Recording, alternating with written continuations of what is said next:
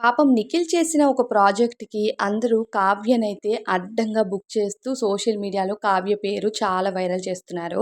Social మీడియాలో ఈ మధ్య ఒక ట్రెండ్ అయిపోయింది. ఏదైనా విషయం పైన వైరల్ అయ్యారు. ఒక సెలబ్రిటీస్ కానీ, టీవీ సెలబ్రిటీస్ కానీ వైరల్ అయ్యారంటే చాలు వాళ్ళని చాలా ప్రోగ్రామ్స్‌కి పిలిచి ఇంకా హైలైట్ చేసేసి వాళ్ళని బాగా యూజ్ చేసుకొని పక్కనైతే పడేస్తున్నారు.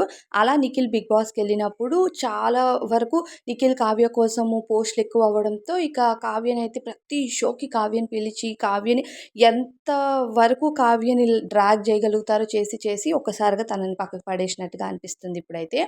సో, ప్రతి సీజను కొత్త సీజన్ వచ్చేసరికి పాత వాళ్ళందరూ ఒక మూలకి వెళ్ళిపోవాల్సిందే అది ఫ్యాక్ట్.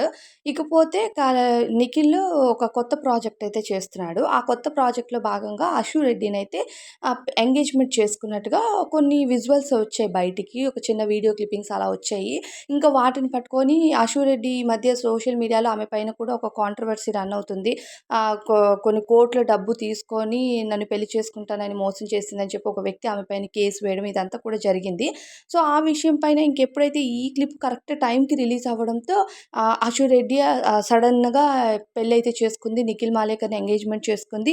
అనుకుంటా అంటే ఆ ఈ కాంట్రోవర్సీని నిఖిల్ వీడియోతో లింక్ చేసేసి మాట్లాడారు. ఇక చాలామంది కావ్యని వదిలేసి నువ్వు అశు రెడ్డిని ఎలా ఎంగేజ్‌మెంట్ చేసుకున్నావని ఆ వీడియో కింద నిఖిల్ పైన చాలా కామెంట్స్ పెట్టడము, తర్వాత చాలామంది కావ్యని ట్యాగ్ చేయడం ఇదంతా కూడా జరుగుతుంది.